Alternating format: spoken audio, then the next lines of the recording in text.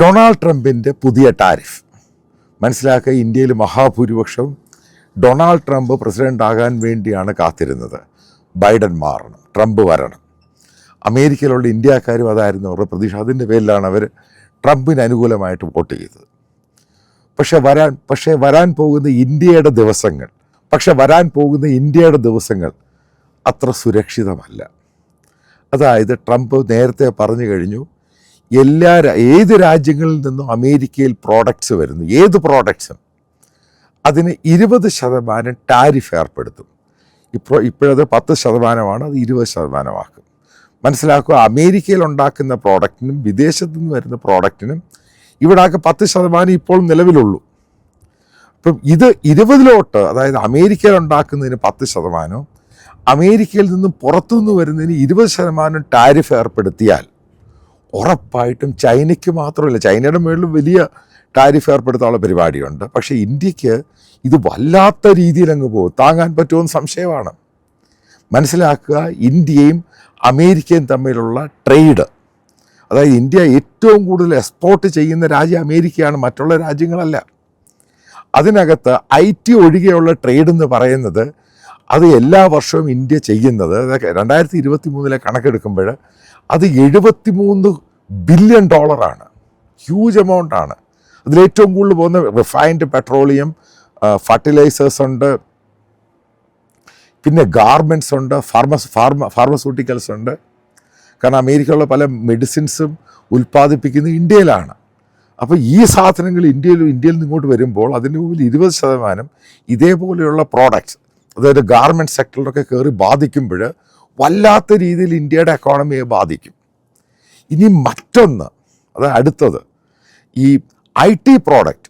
മനസ്സിലാക്കുക, ഇന്ത്യയിൽ നിന്നും അമേരിക്കയിലോട്ട് കഴിഞ്ഞ 2023 ഏകദേശം $193 ബില്യൺ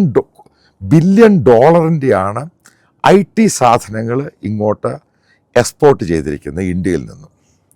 അതായത് അമേരിക്കയുടെ ബേസിക്കായിട്ടുള്ള ഏറ്റവും വലിയ IT സംഭവങ്ങളെല്ലാം വരുന്നത് ഇന്ത്യയിൽ നിന്നും.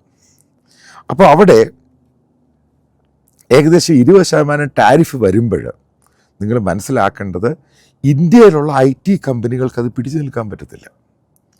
വല്ലാത്ത സ്ഥിതിയുണ്ട്. അതായത് ഇന്ന് ബാംഗ്ലൂർ ആണെങ്കിലും ഹൈദരാബാദിലും ഡൽഹി ആണെങ്കിലും പൂനെ, മഹാരാഷ്ട്ര, ഈ സെറ്റുകളിലൊക്കെയാണ് അമേരിക്കയുടെ പല IT വർക്കുകളും ബാക്ക്-എൻഡ് വർക്കുകളൊക്കെ നടക്കുന്നത്.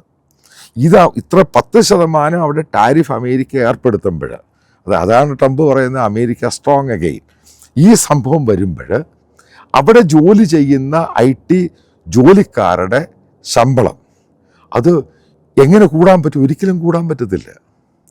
അവർ കൂടുതൽ ചാർജ് ചെയ്യുവാണെങ്കിൽ അവർ വേറെ സംഭവങ്ങൾ കയറി വരും.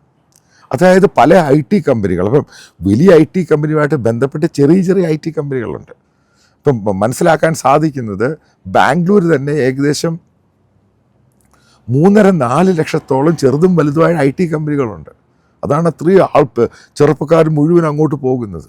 അപ്പം ഇങ്ങനൊരു സംഭവം കയറി വരുമ്പോൾ ആലോചിച്ച് നോക്കുക, ഇന്ത്യയുടെ IT സെക്ടർ, അതായത് ന്യൂ ജനറേഷൻ ജോലി ചെയ്യുന്ന ആ സെക്ടറും ഇന്ത്യയുടെ IT ബിസിനസ്സിനെ വല്ലാതെ കയറി അങ്ങ് ബാധിക്കും. ഇതുമായിട്ട് നേരത്തെ തന്നെ ബന്ധപ്പെട്ട ഇൻഫോസിസും അതുപോലെ TCSും അമേരിക്കയിൽ വന്നിട്ട് ഇവിടെയുള്ള IT പ്രൊഫഷണൽസിനെ ഹയർ ചെയ്ത് വർക്ക് ചെയ്യാൻ തുടങ്ങി. കാരണം അവർ നേരത്തെ കണ്ടിരുന്നത് ഉണ്ടാകാനുള്ള സാധ്യതയുണ്ട്.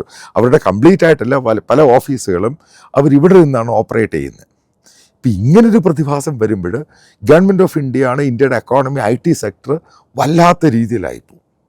കാരണം കൂടുതൽ വില കൂട്ടാൻ പറ്റത്തില്ല. വില കൂട്ടിക്കഴിഞ്ഞാൽ അതിനേക്കാളും വില കുറച്ച് കൊടുക്കുന്ന രീതിയിലോട്ട് ഇന്ത്യയിൽ നിന്നും ഈ ITയിലെ പ്രൊഫഷണൽസിനെ അവരെ നേരെ H1B1 വിസ കൊടുത്ത് ഇവിടെ കൊണ്ടുവരും. അപ്പം അതിൻ്റെ അകത്ത് അമേരിക്ക അളവ് കൊടുക്കും. അതായത് ഈ പറയുന്ന പ്രൊഫഷണൽസ് മുഴുവനും അമേരിക്കയിലോട്ട് കുടിയേറുകയും, കാരണം അവിടുത്തെ പണം അവിടെ കൊടുക്കുമ്പോൾ അവിടെ തന്നെ സ്പെൻഡ് ചെയ്യേണ്ടി വരും. അത് ഇന്ത്യയുടെ എക്കോണമിയെ ഭയങ്കരമായിട്ട് കയറി ബാധിക്കും. അപ്പോൾ ഇതിനകത്ത് പോസിബിലിറ്റി സാധ്യതയുള്ളത്, ഇന്ത്യ ഗവൺമെൻറ്റും അവിടുത്തെ സ്റ്റേറ്റ് ഗവൺമെൻറ്റും ITകളുടെ മുകളിൽ കൊടുക്കുന്ന ടാക്സിനകത്ത് വലിയ ശതമാനം കുറയ്ക്കേണ്ടി വരും. 10% കുറയ്ക്കുക എന്ന് പറയുന്നത് നമ്മുടെ രാജ്യത്തിൻ്റെ ആ സ്റ്റേറ്റിൻ്റെ എക്കോണമി വല്ലാതെ കയറി ബാധിക്കും. അപ്പം നമ്മളിത് ആലോചിക്കേണ്ട ഒരു പ്രധാനപ്പെട്ട ഘടകമാണ്. അതായത് IT സെക്ടർ പുതിയ ഈ ജനറേഷനിൽ പുതിയ ജോലിക്കാർ, അപ്പോൾ ജോലി ചെയ്യുന്നവരുടെ ആൾക്കാരുടെ എണ്ണവും കുറയ്ക്കുക വരും. കാരണം പല രീതിയിലാണ് ഇതിൽ പ്രശ്നം ഉണ്ടായിക്കൊണ്ടത്. AI ബന്ധപ്പെട്ട് പല ജോലികൾ പോകുന്നു. അതേപോലെ ഇത്ര ശതമാനം 10% ഈ ടാരിഫ് അമേരിക്ക ഏർപ്പെടുത്തുമ്പോൾ അത് ഇന്ത്യയിലെ പുതിയ എല്ലാ രീതിയിലും ബാധിക്കും. എക്കോണമിയെ വല്ലാത്ത രീതിയിൽ അങ്ങ് ബാധിക്കും, ചെറിയ രീതിയിലല്ല. അപ്പം IT കമ്പനിക്കാർക്ക് ഓരോ വർഷം കഴിയുമ്പോൾ അവർക്ക് സാലറി കൂട്ടി കൊടുക്കാറുണ്ട്. അപ്പോൾ ആ സാലറി കൂട്ടി കൊടുക്കുന്ന ആ സംഭവം അതങ്ങ് തൽക്കാലത്തേക്ക് മരവിപ്പിച്ചു പോകും. അതായത് പുതിയ ആൾക്കാരെ റിക്രൂട്ട് ചെയ്യത്തില്ല, കൂടുതൽ ആൾക്കാരെ, കുറച്ച് ആൾക്കാരെ വെച്ച് കൂടുതൽ ജോലി ചെയ്യിപ്പിക്കും. അത് മനസ്സിലാകും. അപ്പം ഈ ജോലിക്ക് പുതിയതായിട്ടുള്ള ആൾക്കാരെ എടുക്കുന്നവരുടെ എണ്ണം കുറയും. ഒന്ന്, അതിലേറ്റവും പ്രധാനമായിട്ട് ഞാൻ കാണുന്നത് പല IT കമ്പനികളും ബാംഗ്ലൂരിൽ നിന്ന് ഹൈദരാബാദിൽ ഡൽഹിയിൽ നിന്ന് ഇങ്ങോട്ട് ഷിഫ്റ്റ് ചെയ്യാനുള്ള, അമേരിക്കയിലോട്ട് ഷിഫ്റ്റ് ചെയ്യാനുള്ള പോസിബിലിറ്റി വളരെ കൂടുതൽ. കാരണം അവിടെ ഇപ്പം 20%, ഇവിടെ ആകുമ്പോൾ 10% ഉള്ളൂ. കാരണം അവരുടെ അത് പ്രോഫിറ്റിനെ എല്ലാം അത് കയറി ബാധിക്കും. കാരണം വലിയ റെൻറ്റും ഒക്കെ കൊടുത്തിട്ടാണ് ഓരോ ദിവസം ഈ IT കമ്പനികൾ മുന്നോട്ട് പോകുന്നത്. അപ്പോൾ state government, central government additional വേറെ ടാക്സുകളുണ്ട്. അത് എല്ലാ രീതിയിലും ഇത് ആ പ്രദേശത്തിൻ്റെയും പ്രാദേശികമായിട്ടുള്ള സ്റ്റേറ്റിൻ്റെ, സെൻറ്ററിൻ്റെ എല്ലാ എക്കോണമിയെ കയറി ബാധിക്കും. വലിയൊരു കൂട്ടം ആൾക്കാർക്ക് ജോലിയില്ലാതാകും. അപ്പം ഇങ്ങനെ വലിയ പ്രശ്നം ഉണ്ടാകാൻ സാധ്യതയുണ്ട്. അപ്പം ഇതിനെപ്പറ്റി കൂടുതൽ വിവരങ്ങളൊക്കെ ഇദ്ദേഹം ഇവിടെ ജാനുവരിയിലെ അധികാരത്തിൽ കയറിയിട്ട് ഉണ്ടാകുന്ന എക്സിക്യൂട്ടീവ് ഓർഡേഴ്സിലായിരിക്കും ഇതൊക്കെ ഉണ്ടാകാൻ പോകുന്നത്. അതായത് 20% കയറ്റിയിടും, ചൈനയുടെ മുകളിൽ കൂടുതൽ കയറ്റിയിടും. ഈ ചൈനയ്ക്കൊന്നും ഇത്രയും വലിയ പ്രശ്നം ഉണ്ടാകത്തില്ല, പക്ഷേ പ്രശ്നം ഉണ്ടാകും, ചൈനയെ വല്ലാതെ കയറി ബാധിക്കും. കാരണം ചൈനയുടെ മുകളിൽ കൂടുതലായിട്ട് ഈ ടാരിഫ് കൊണ്ടുവരുമെന്നാണ് പറയുന്നത്. അതേപോലെ തന്നെ അമേരിക്കയിലെ അഗ്രികൾച്ചർ പ്രോഡക്റ്റ് ഇത് പല രാജ്യങ്ങളിൽ നിന്നാണ് വരുന്നത്. അപ്പം അതിൻ്റെ മേലിൽ 20% വരുമ്പോൾ ഇപ്പം ഇവിടെയുള്ള ആളുകൾ അത് പ്രൊഡ്യൂസ് ചെയ്യാൻ തുടങ്ങും. കാരണം അവർക്ക് ലാഭം കിട്ടാൻ തുടങ്ങും. കാരണം അവർക്ക് ഇപ്പം മെക്സിക്കോയിൽ നിന്നാണെങ്കിലും ബ്രസീലിൽ നിന്നാണെങ്കിലും ഇന്ത്യയിൽ നിന്നാണെങ്കിലും ഈ സാധനങ്ങൾ വരുന്നതിനേക്കാളും കൂടുതൽ അപ്പോൾ ഇവിടെയുള്ള സാധനം ഇവർ പ്രൊഡ്യൂസ് ചെയ്യാൻ തുടങ്ങുമ്പോൾ, കാരണം ഇവിടെ ലേബർ ചീപ്പല്ല, അപ്പോൾ അങ്ങനെ ആ രീതി വരുമ്പോൾ അവർക്ക് ലാഭം ഇവിടുത്തെ സാധനമാണ്, അപ്പോൾ ലാഭമായിട്ട് വരും. ഇത് പല രീതിയിലാണ് ഇത് ബാധിക്കുന്നത്. അപ്പോൾ ഗാർമെൻറ്റ് സെക്ടർ എടുക്കുക. ഇപ്പോൾ ഏറ്റവും കൂടുതൽ ഗാർമെൻറ്റ് വരുന്നത് ഇന്ത്യയിൽ നിന്നും ബംഗ്ലാദേശിൽ നിന്ന് വരുന്നത്. ഇപ്പോൾ ബംഗ്ലാദേശിൻ്റെ പ്രൊഡക്റ്റിന് 20% വരുമ്പോൾ ഇപ്പോൾ ഇന്ത്യയിലെ ചീപ്പായിട്ട് ബംഗ്ലാദേശിൻ്റെ അത്രയും ചീപ്പായിട്ട് ഇന്ത്യക്ക് പോകാൻ പറ്റത്തില്ല ലേബർ. കാരണം ഇവിടെ ഇന്ത്യയിലെ ലേബർ ലോയും അവിടെ കൊടുക്കുന്ന മിനിമം സാലറി വേജസ് ഒക്കെ ഉണ്ട്. പക്ഷേ ബംഗ്ലാദേശിന് ഇത് വലിയ പ്രശ്നം ഉണ്ടാകാൻ അവർക്ക് ചെറിയ രീതിയിൽ കൂട്ടിക്കൊടുത്താൽ മതി. പക്ഷേ അവരുടെ എക്കോണമിയെ, ബംഗ്ലാദേശിൻ്റെ ഗാർമെൻറ്റ് എക്സ്പോർട്ടിനെ ഇത് വല്ലാതെ കയറി ബാധിക്കും. അതായത് അമേരിക്കയുമായിട്ട് ബിസിനസ് നടന്ന വീണ്ടും ഞാൻ പറയുന്നു, ഇന്ത്യ ഏറ്റവും കൂടുതൽ എക്സ്പോർട്ട് ചെയ്യുന്ന അമേരിക്കയിലാണ്. അപ്പോൾ അതിൻ്റെ എല്ലാ സെക്ടറിലും കയറി ബാധിക്കുമ്പോൾ ഇനി ട്രംപ് ഏതൊക്കെ രീതിയിലാണ് ഇന്ത്യക്ക് ചില ആനുകൂല്യങ്ങൾ കൊടുക്കാൻ പോകുന്നത്. ഈ 10 എന്ന് പറയുന്ന ചില കാര്യങ്ങളിൽ അയാൾ കുറയ്ക്കുമോ, കാരണം IT കുറയ്ക്കുമോ, മറ്റ് പലതിൽ കുറയ്ക്കുമോ, ഇതൊക്കെ നമ്മൾ ആലോചിക്കേണ്ട വിഷയമാണ്. പക്ഷെ പെട്ടെന്ന് ഈ 20% വരുമ്പം ഉറപ്പായിട്ട് സപ്ലൈ ചെയിനെ ബാധിക്കും. പല രീതിയിൽ ഇവിടുത്തെ പല ഓഫീസുകളും ഡീറെയിലായി പോകും. കാരണം ഇഷ്യൂ ഉണ്ടാകാൻ സാധ്യതയുണ്ട്. കാരണം അത്രമാത്രം കയറി പെട്ടെന്നുള്ള ഷിഫ്റ്റിംഗ് ഗ്രാജുവൽ പ്രോസസ്സിൽ കൂടെ നടക്കുകയുള്ളൂ. പക്ഷേ അത് പെട്ടെന്ന് ഇന്ത്യയിൽ ഇമ്പാക്റ്റ് ഉണ്ടാക്കും എല്ലാ രീതിയിലും. കാരണം 10%-ന് 20% കയറി വരുമ്പോൾ അത് നാച്ചുറലായിട്ട് ഇഷ്യൂ ഉണ്ടാകും.